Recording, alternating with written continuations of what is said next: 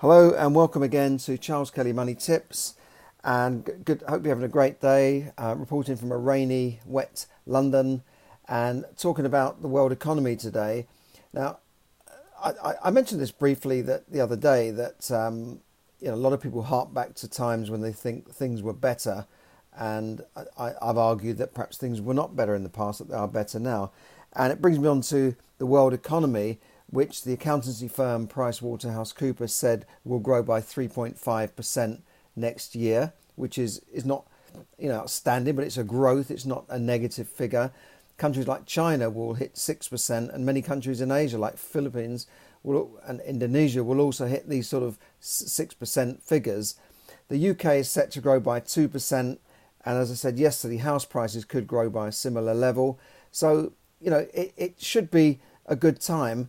And trade would be very cautious about jumping into something just because someone said, well, the stock market's going up, so let's all pile in, because as you know, it's been a tremendous run of upward movement, particularly in the American market, and it could all go south just on one little thing. It could be any little trigger that sets it off, like a war off or another trade war.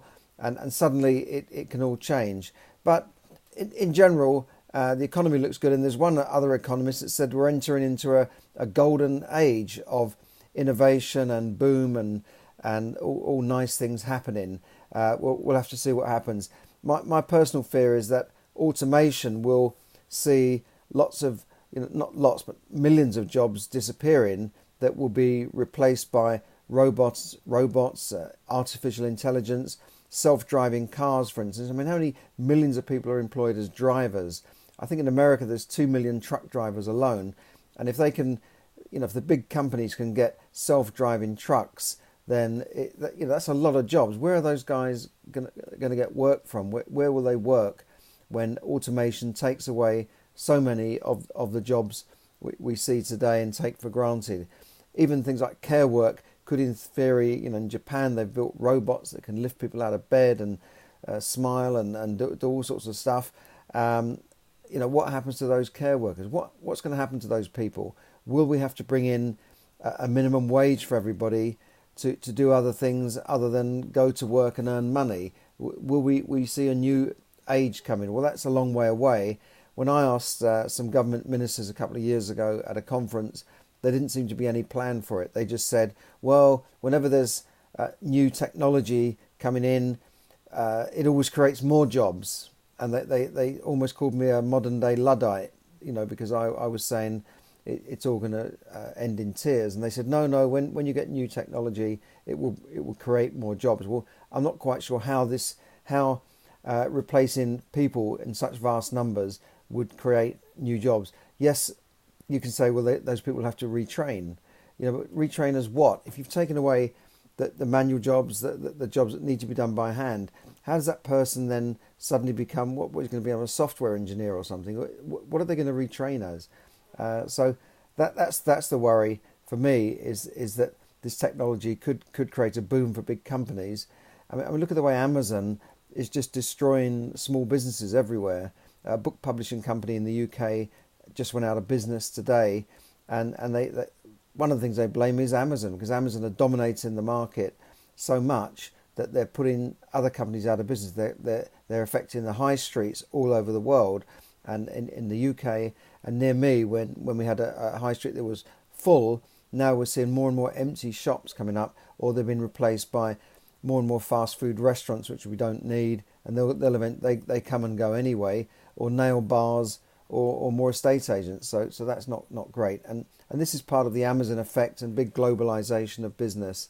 So let's see how that filters down to the average person in the street in the coming years, and see where we go. But be prepared if you're young to have to retrain for jobs maybe several times in your life, compared to people of my generation that perhaps may have just done one or two jobs in their life. I've done several jobs myself, but there are a lot of people who just did one job, one company for the rest for their career, and then got paid a pension at the end. Now people are doing several jobs all over the place, and they're getting no pension. So where are those people going to how those people are going to survive in retirement, I don't know.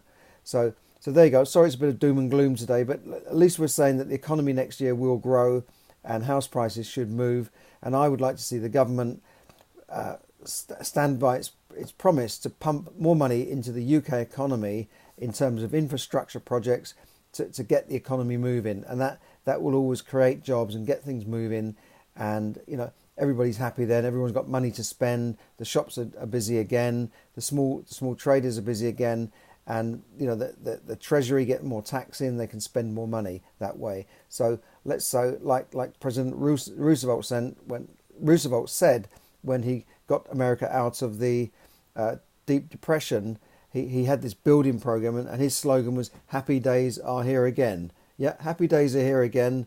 Maybe except if you're an Arsenal supporter or a Chelsea supporter. Anyway, that's my little joke there. Thanks very much, and hi to everyone who's tuned in on Facebook Live. Hi to Dave, Ronnie, Anthony. Great to see you all, and I hope to speak to you again, and look forward to your comments as well. And have a great evening. Thanks a lot. Bye for now.